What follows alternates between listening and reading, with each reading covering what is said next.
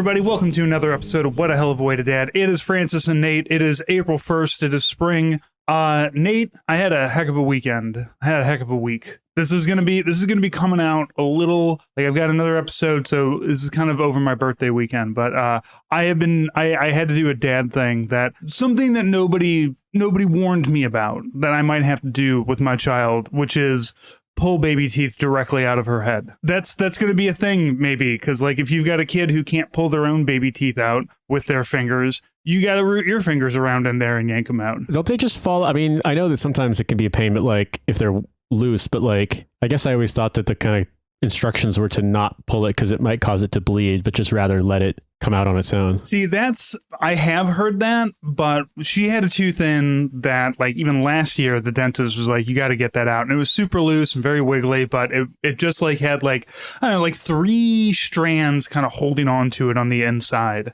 And her first tooth did fall out on its own, and then she accidentally swallowed it, which was a whole experience going on with that. She was upset for days because how's the tooth fairy going to find your tooth? I mean, like, if it makes her feel any better, I knew a guy in the army who bit into a whole pack of Oreos and swallowed his own false teeth.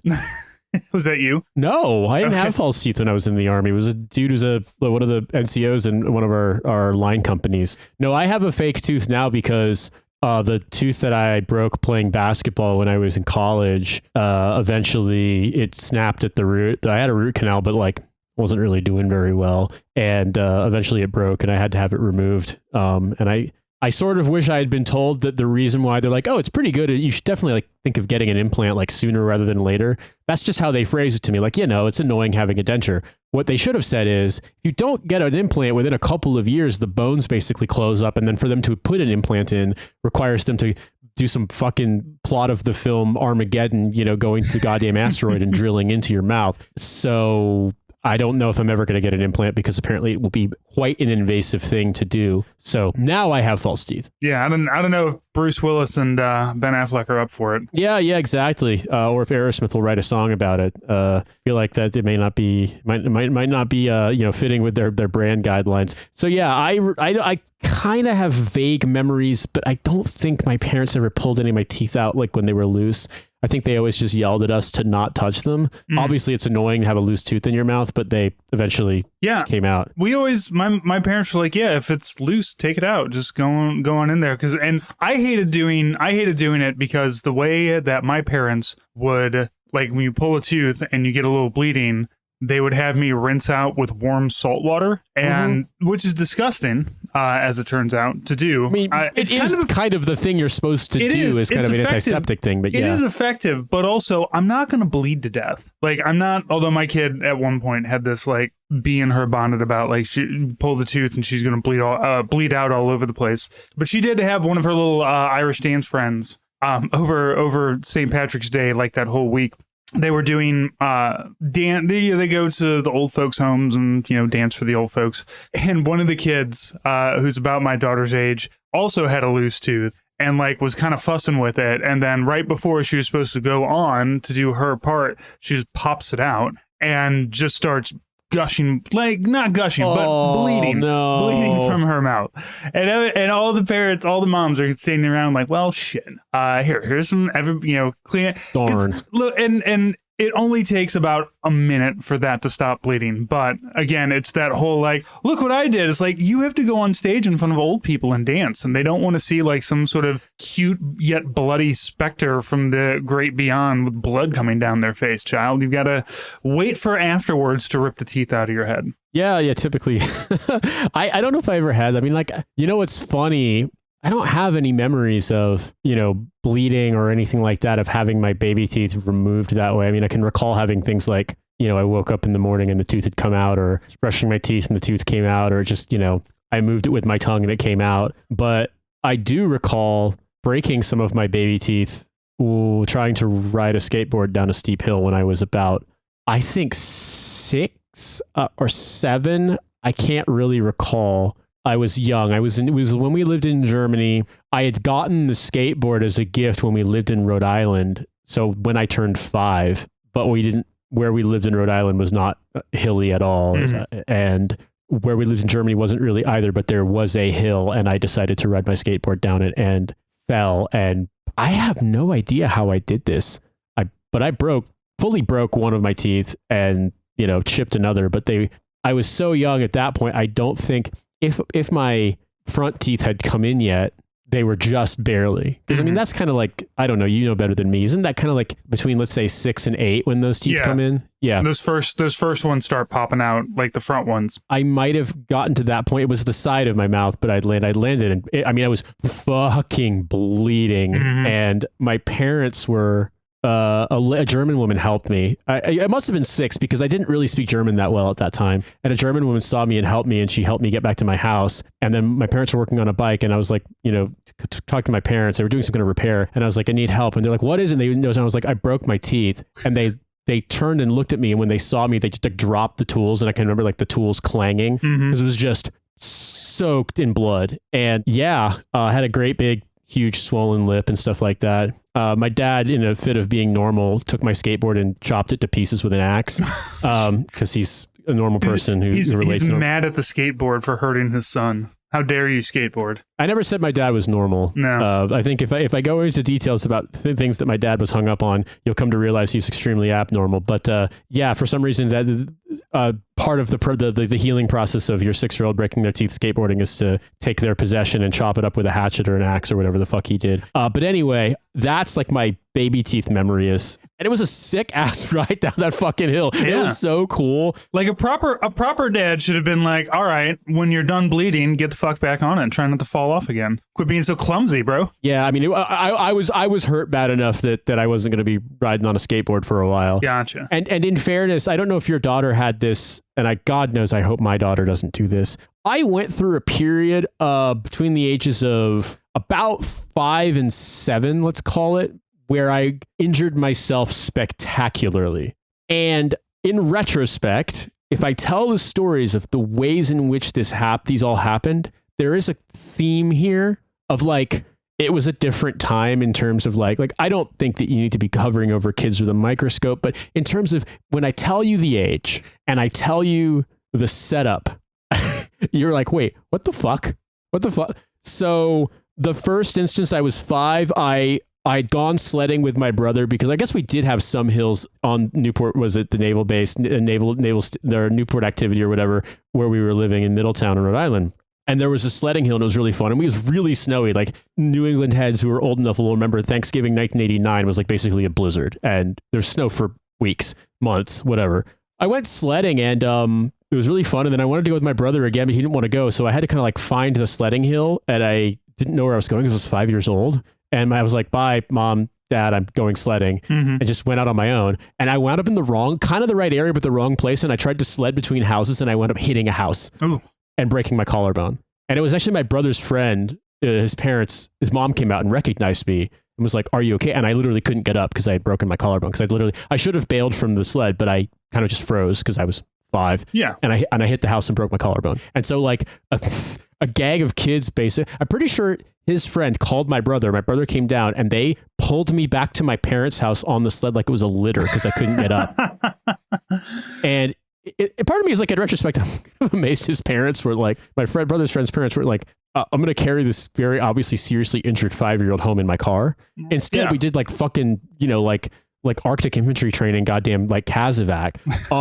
Anyway, I went to the hospital and I broke my collarbone. I had to wear a brace. I had to it was a nightmare for a couple of weeks. Second time, Rhode Island. I had this cool ass toy fighter pilot helmet and I would put it on my head and ride my bike really fast with my head down. And I rode into a car that had stopped, saw me coming and was laying on the horn, but I didn't hear them or care and smashed right into the thing, rolled up on the hood, busted my nose open, had to go to the emergency room. Third time, same hill as the fucking sledding hill. I feel like I'm eating my words because I said we didn't have hills. We did. I just didn't skateboard down them. Your parents moved to Indiana to keep you safe. There's just like there's no downward slopes there for you to smear yourself on. You were the youngest of 3, right? Mm-hmm. Yeah. So I'm the youngest of 2.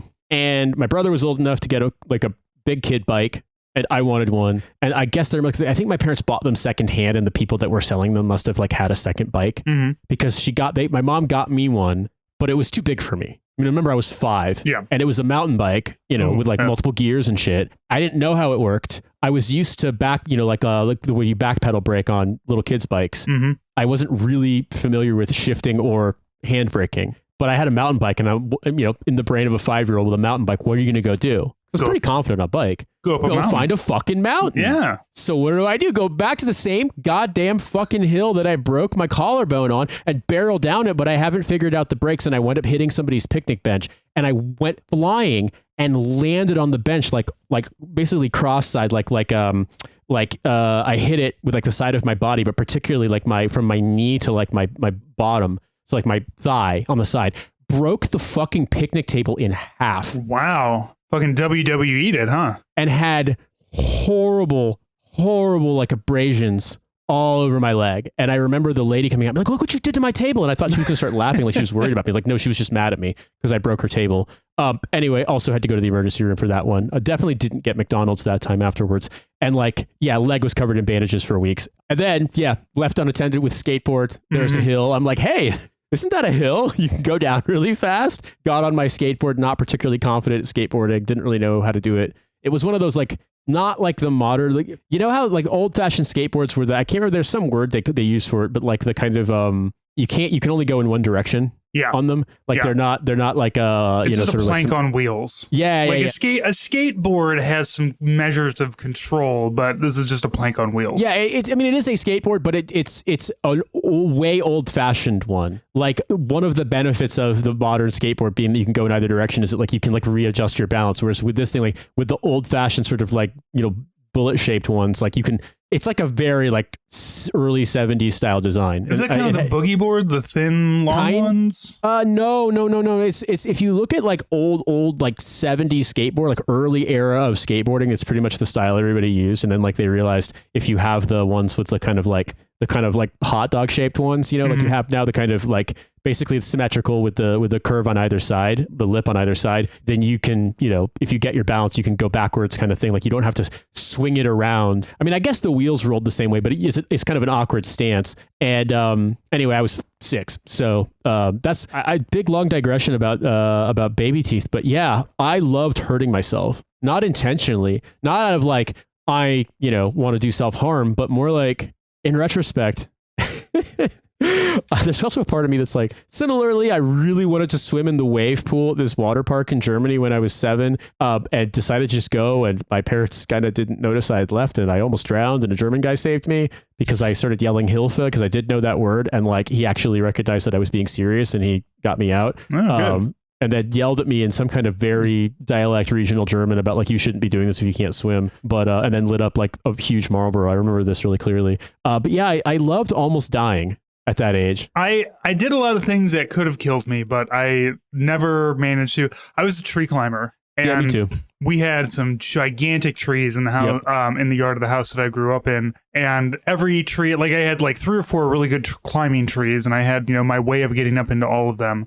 Yep. And I would drag my poor mother outside because, I wanted somebody to talk to while I was climbing the trees. And so she would sit on the porch reading a book, not looking at me whatsoever. Yeah. Even when I said, "Hey mom, look at how high I am," she would just say, "You're doing great."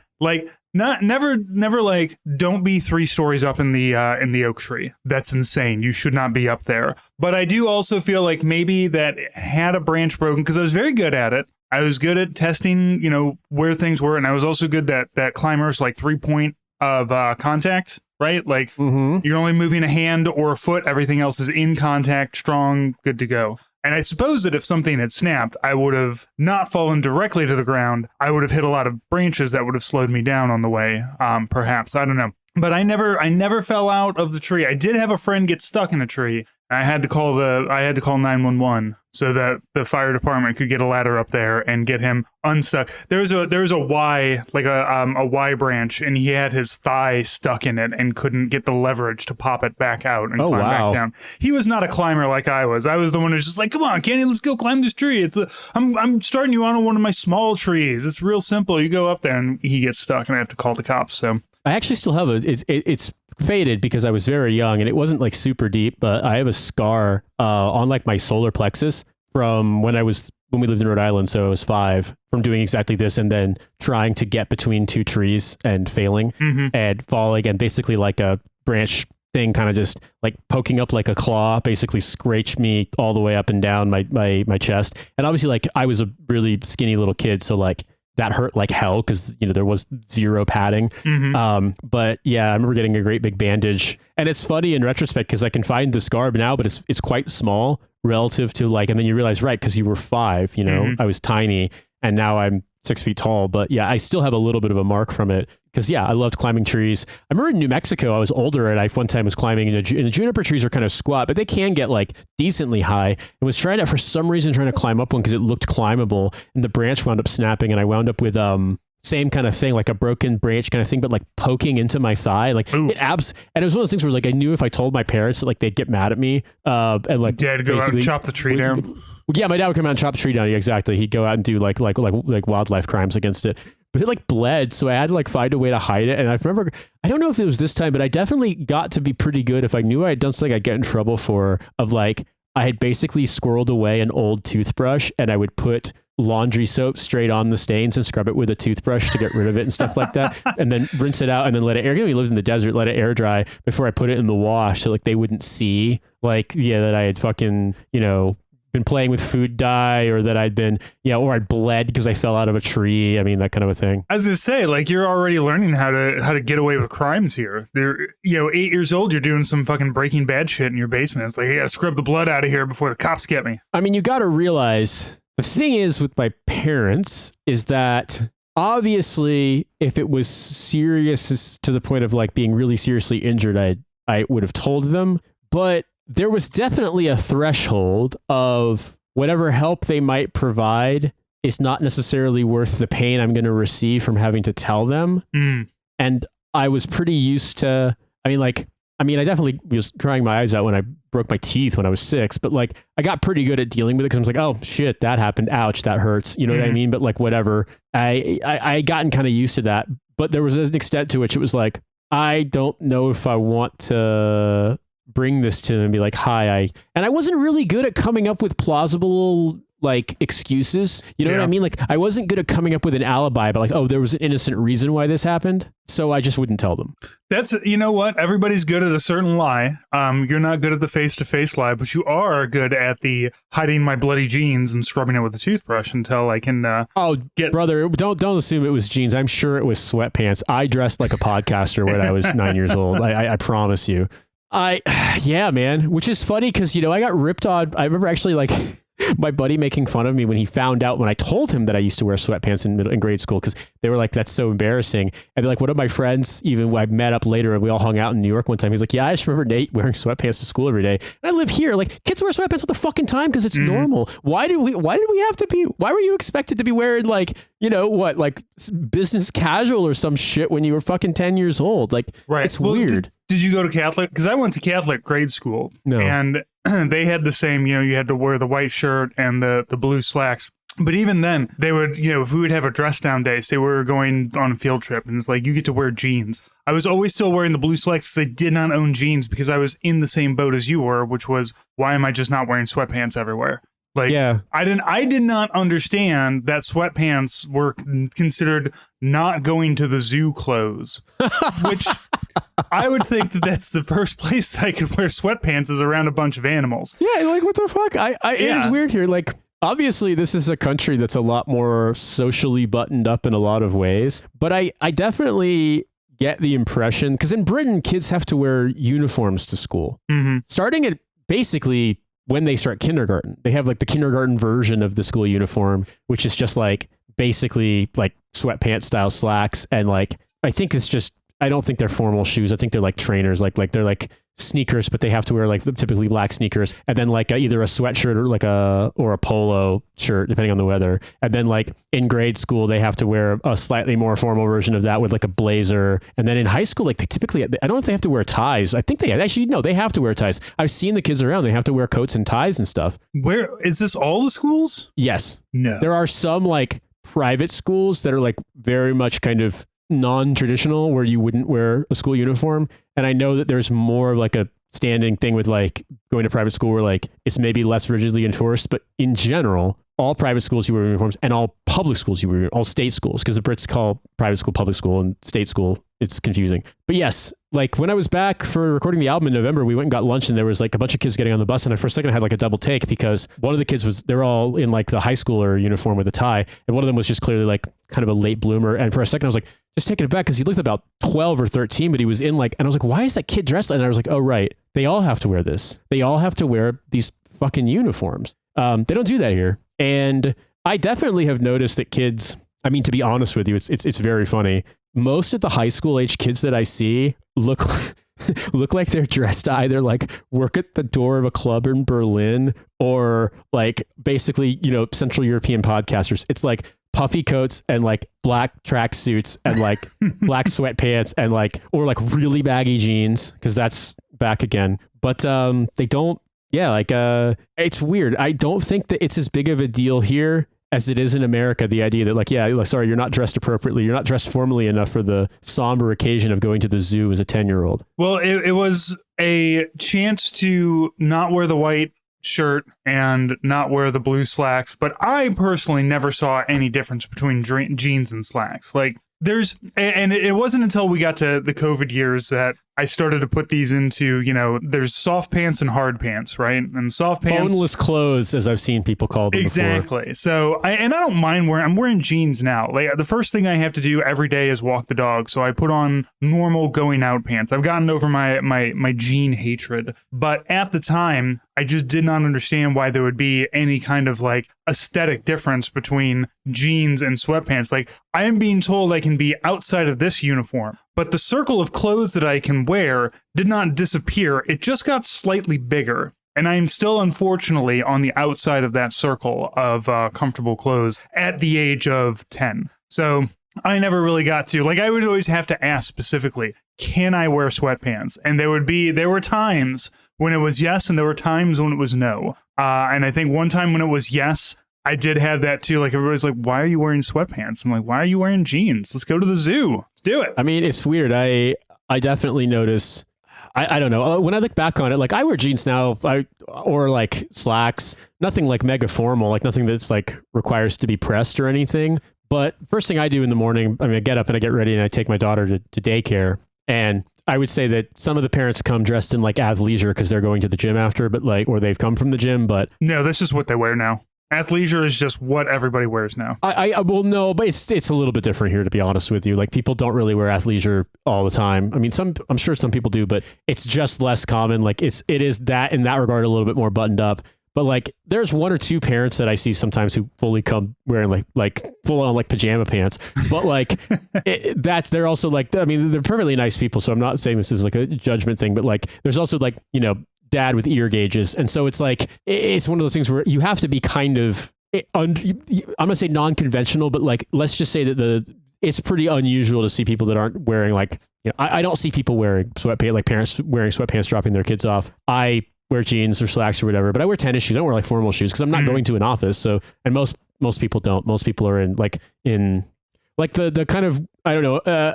I don't know how to phrase this without sounding like I'm either doing European safari or I'm sort of like, oh, I've transcended my Americanness, which I obviously haven't. But like a very usual combo that you'll see here that I really haven't seen anywhere in America outside of like living in New York and maybe in like some major cities, but it's rare. It's like you'll see people, and it would be perfectly acceptable to go to work like this, wearing jeans and like a sweatshirt or a sweater, but like a collared shirt underneath, and then like Nike high tops. That's pretty normal. Like you wouldn't wear that if you like worked at a bank, but like you see people dress like that all the time, and that's not considered super informal. Like it's obviously not formal wear, but it's not like, you know what I mean? Yeah, nobody's gonna be like, oh, you rolled out of bed and showed up here. I mean, like, people tend to be pretty well dressed, but like, yeah, you'll see, you know, like jeans and high tops, or you know, just like athletic shoes like that, like or like not, you know.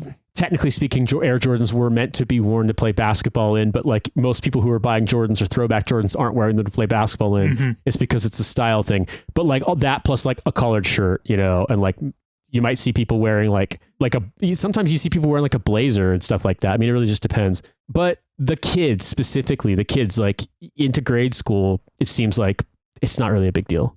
And I do like that more than Britain, where, yeah, like basically from earliest age, you're in school uniform. And no one, the whole point in Britain is like, it sucks wearing a tie. It's like, especially in summer, like spring and summer, when it does get hot and humid there, like it's annoying. And like grown-ups don't have to wear fucking ties, or very rarely. Like the amount of time that you spend wearing it, and your average person in Britain wears a tie, like it's just a thing to torment kids with. I don't understand it. Oh, England and America both hate children, especially their own children. But for different reasons, I think. Yeah. So, Nate, do you want to talk some gardening? I got some gardening stuff to talk about. I mean, go ahead. Yeah. I kind of interrupted you in your story about how your week went badly about the tooth thing, though. Like, what was the resolution? No, it went great. I pulled a tooth out of my kid's head. It was great. She still shook me down for $5, too. She's like, I know the tooth fairy's not real, but can I still have my $5? I'm like, man, it's just gotten fucking inflation, man. We got like $1. I know. Well, because when she lost her first tooth and had hysterical fits about it, I was like, oh, the tooth fairy knows you'll still get your, money. And she got $5. But yeah, this one is just like,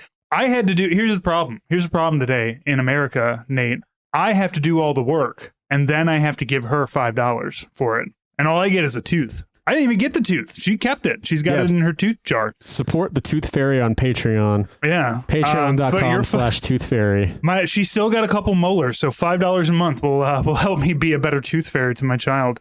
So yesterday I went over to my parents' house for dinner, and as I'm driving over there, I noticed one of their cars is not in the driveway, and I noticed this. It looks like a comic book box, right? Like the box that the big long white box that you put your comic books in, sitting in the driveway with a couple of like sawhorses on either side of it as kind of a warning thing. So I go inside and I said, Dad, what you got going on out there? But I mean, I could see as soon as I walked in, it was a temporary bee swarm house. So my father who is 85 years old, an avid gardener. He was outside and he noticed bees. But bees, you just see bees, right? They're outside pollinating. They're doing their bee work and everything. But he recognized this as a swarm that was looking for a place to hive. So what they're doing is like when a hive is like the queen and all the worker bees are there. The queen has some baby bees, has a couple of baby queens. One of the new queens ends up surviving, takes half the hive, goes off and starts a hive somewhere else. That's kind of the concept of self-replicating bees here. So he recognized that there's a swarm happening and he's like, well, I don't want them to hive here. Right? Like bees are great to visit, but you don't want them living in your yard unless you are specifically beekeeping. So my father apparently has like multiple bug guys on his Rolodex. He calls his Rottler guy who lives down the street. Rottler is a pesticide company, but my father called Rottler I have a swarm. I was trying to look for a spot. Who do you have a guy I can call to come get these bees? Because like there's a difference between I need to get the termites out versus I need to get the bees out, right? Because fuck termites, but we need bees. Yeah. So yeah, the Rottler guy knows a bee guy. The bee guy comes over and he just drops this comic book box off. And apparently it's got some sort of structure inside of it. And all he did is put a little bit of honey on the inside of it. He made it a little bit warm, and boy, those bees went whoop, right on into it. They brought the queen in, they start fanning the queen scent out of the box, and then all the bees come and started swarming inside of this box and just kind of set up shop. And then the guy's like, I'm just going to leave this here for like 5 hours. I'll come back and I'll pick it up. And he comes back and he's got this big tote, this big black tote that's got a yellow lid. If you're in America, you've seen these. They're always for sale for like $7. And just like, he's got like just a hoodie that is also a bee coat that he can just kind of pop it up and do bee stuff. And he just picks it up, drops it in, and then just hung out and answered bee questions. He's like, he picked up the box with a bunch of dead bees underneath, and he's like, now you're going to want to hose all these bees off because there's still a lot of queen scent around here, and these bees are not going to go away until you hose them off. And showed up with some honey, told us all about like how to catch a swarm if I see one. And then I was like, well, shit, Dad, call me. I want bees in my yard. And actually, I don't. I don't want to keep bees. I got enough fucking pets. But yeah, my mom did beekeeping for a while, I think. Yeah. When they were living on the farm. She seemed to be pretty good at it. She seemed to really enjoy it. I mean, one time she opened up the thing, like the box that has the frames in it without wearing her stuff and got swarmed and stung on the face. In general though, she was good at it. I think she had no problems, and I definitely appreciated like when they'd like, I'd come visit and they'd give me like jars of honey and stuff. Mm-hmm. but I'm not like scared of bees per se, in the sense that like weirdly this is a thing that being a parent changed, but I really don't like bees. Sure. In that I got stung when I was 3 and everyone was like, stand still, stand still, stand still, stand still. It's a bumblebee on me. So I stood fucking still like nobody's business and then got stung by a bumblebee, like full on, like left the stinger in me level of, Ooh. So that was unpleasant. And I mean, I recall it hurting really bad, and in your mind's eye, it hurts way worse than it actually does. But then also when I was 4, so my mom never really had a very good relationship with her parents. That wasn't her fault. Like her parents were pretty insane and pretty traumatized people who got married very, very young. When my grandmother got pregnant at 16, which oh no. Remember, she was from England. My grandfather was 19. He was from America. 16 is adult age in Britain. It's certainly in the 1950s. They got married. They didn't want to be married. They stayed married. They had 4 kids, and it was not healthy. And my mom, some of the stories she's told me, like, I understand why she didn't really have a relationship with them. But I did meet them once, like I can remember meeting them once when I was 4. We were driving. My dad got stationed in Rhode Island, so we left California and went to Rhode Island, and we drove across the whole country in a fucking Volvo, and we stayed with my grandparents, my mom's parents, in the middle of nowhere, North Carolina, for a couple of days before continuing onward. And my granddad had gotten me and my brother cap guns because it was right around the 4th of July, and my brother was sitting on the porch swing out front of their house that he had not realized on the bottom of the porch swing was like a comically perfectly formed wasp's nest hanging. Oh no! And he kind of absent-mindedly held the cap gun down, and he wound up pulling the trigger in front of the wasp's nest. Ooh, I bet they didn't like that. Now, what I remember seeing through the window was my brother basically like us, just a swarm enveloping him. But in retrospect, it wasn't really that. It was more like 100 little orbiting objects, but he got stung like nobody's business. They had to fill the bathtub full of ice and put him in it. And my granddad actually came out with he grabbed his work gloves and he grabbed some newspaper and set it on fire and smoked the wasp's nest, and then came out with the gloves, picked it up, took it out into the yard and poured gasoline on it and set it on fire. But needless to say, seeing when I was 4, seeing my brother get fucking disappeared in a cloud of bees made me very, very almost like uncomfortably afraid of them. Yeah, I can understand that. So like one time we had like a wasp infestation in one of our ammo containers, or like one was developing, and I was like, fuck, not enjoying this. And like one of my lieutenants was from like North Dakota and was not bothered by this. And he just came in with like a Gerber tool and just hacked off the thing. And like, he's like, yeah, in 2 weeks you would have had a real bad problem, and just like got rid of him. I was like, oh, that looks like I'm going to go into like something out of Aliens or some shit like that. But anyway, a couple of days, like literally 3 or 4 days after my daughter was born, I was changing her diaper and we had the windows open because it was hot, and a wasp came in and tried to land on her, and I smacked the fucking shit out of that thing. And like anytime it tried to like get close, I smacked the fuck out of it again. And I was like, I don't care, sting me. You're not stinging my kid. Fuck you. And it was weird that I don't like bees, but when we were in England in February, randomly like a gigantic black bumblebee came into the house in the middle of winter, and my colleagues were freaked the fuck out. And I was like, hold up. And I just wound up more or less incapacitating it with like a dish rag and putting a glass over it, and then realizing the next day it was still alive. And I was like, well, I don't want to deal with this. So I transferred it in the glass onto covered it and took it outside and just let it go. And I was like, I didn't realize that other people are more scared of bees than me. It is a weird phenomenon. Like, I get it with kids. Like, I see kids running around because of a bee. I feel like I've gotten my daughter to a point where she doesn't run screaming from bees. Thankfully, I've got a lot of pollinators. Yeah. And so, and what we get a lot of the big fat bumblebees. Yeah. And we get, but like, it's easier when you have a garden, and it's easy to stand next to the garden and say the bees don't give a shit about me because this is what they want. Yeah, they're here to suck flower juice and turned it into regurgitated into delicious nectar. Exactly, and then I'm going to put it in my coffee. They generate heat through flapping their wings really hard, and it literally evaporates the honey to the point where it won't ferment. I got stung because I ran cross country in high school. Like we'd out running in the woods and shit, and you have like some of these like ground nests and stuff for yellow jackets, and also like growing up in the Midwest. I mean, like shucking corn and stuff. Like it was pretty common to buy just corn in the sheath and stuff still on it in the grocery store and shuck it if you're gonna like roast it on a grill or whatever. And in the middle of summer in the Midwest, you start shucking corn, immediately yellow jackets come because the sap is so sweet. And I've been stung by them, and like it's annoying, and I feel like it kind of like aches and throbs after, but it's nowhere near as painful as I remember. But as a kid, like it was like in my mind's eye, it's like the pain equivalent of, as a 40-odd-year-old adult, still being a little bit weirded out and like uncomfortable rewatching the scene from Ghost where the demon spirits take them to hell. It's actually really campy and goofy, but it scared me so much as a 6-year-old that I was watching like, I don't know about this. Like it's like an ingrained reaction. And weirdly, I feel like that's what it was with bees, because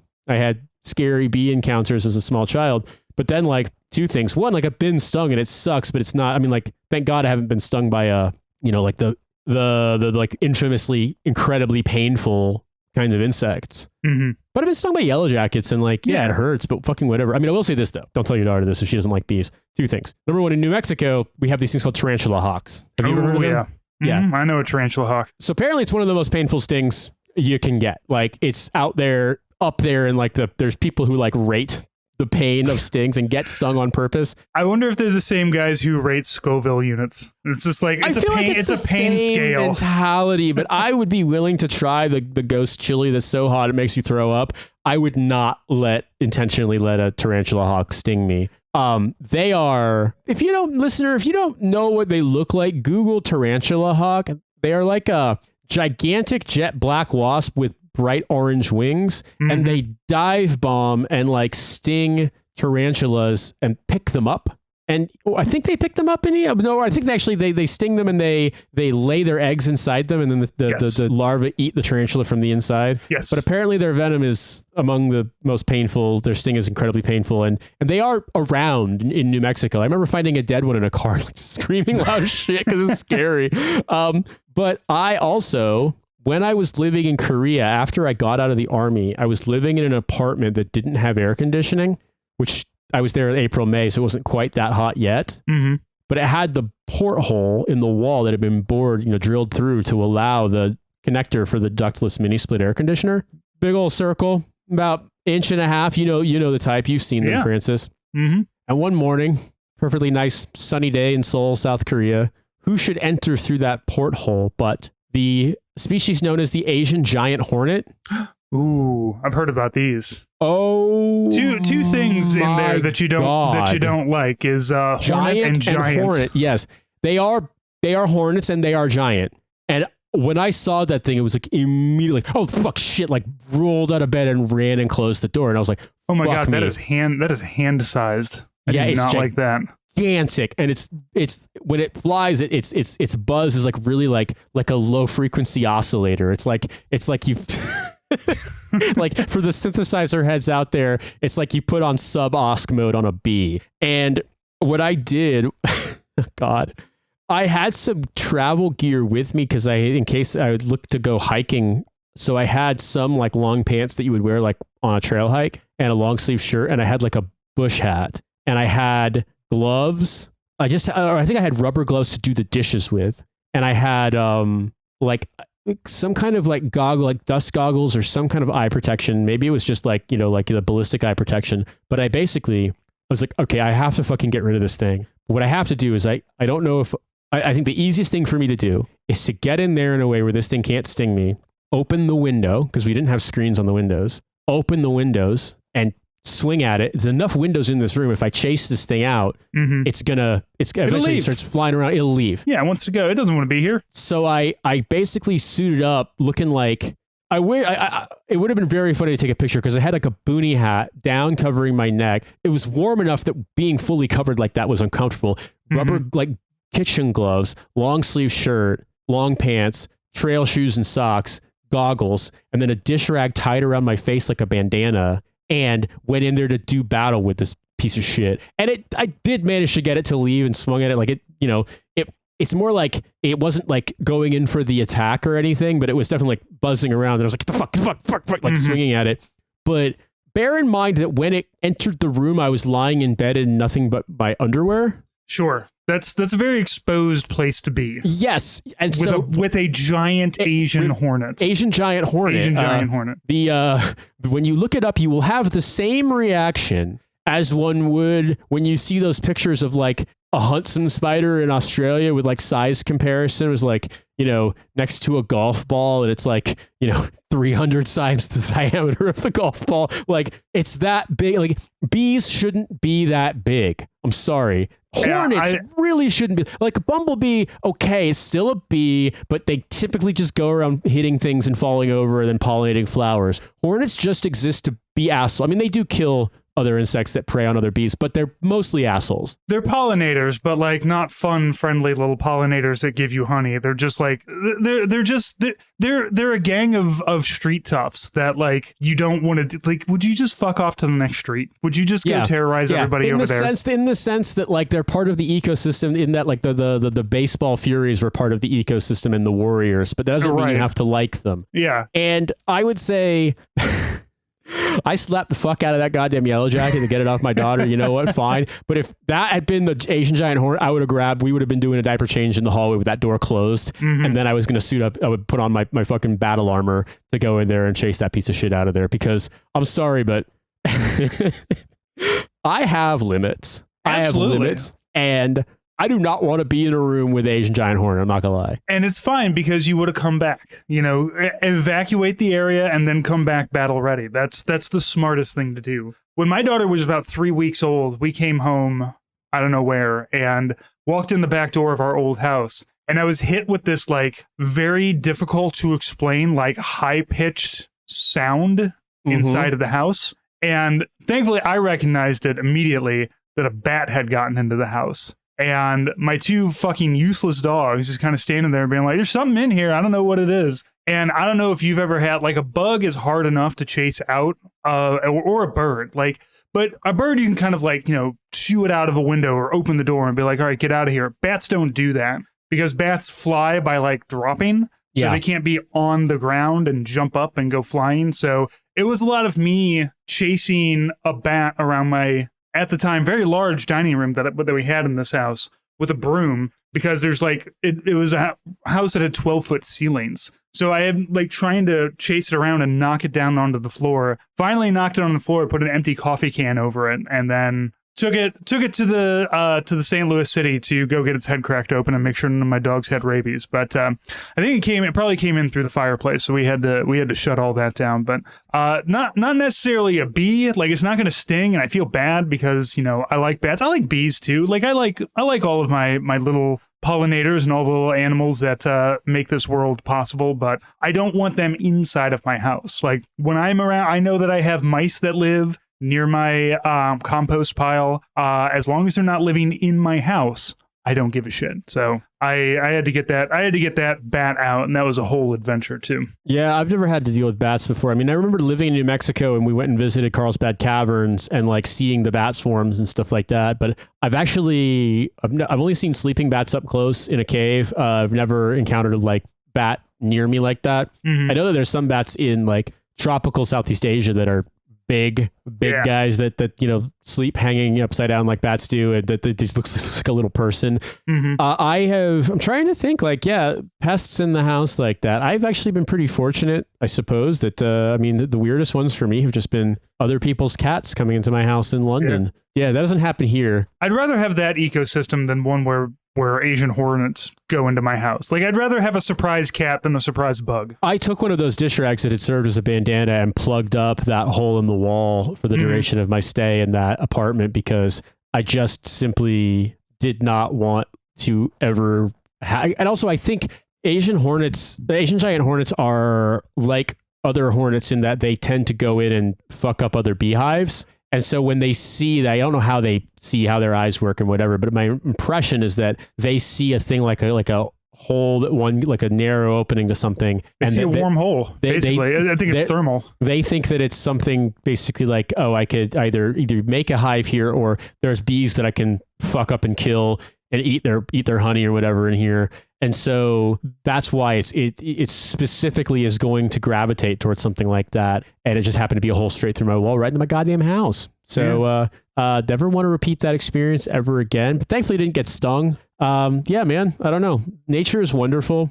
There's some big ass spiders in this country. There's some just weird bugs in general, some weird continental European bugs that I feel like I've never seen before. Giant hairy ass spiders. Mm-hmm. A lot of swarms of strange flies, like kind of aphidy fly looking things, but we don't have great big centipedes. We don't have scorpions. We don't have Asian giant hornets. We don't have tarantula hawks.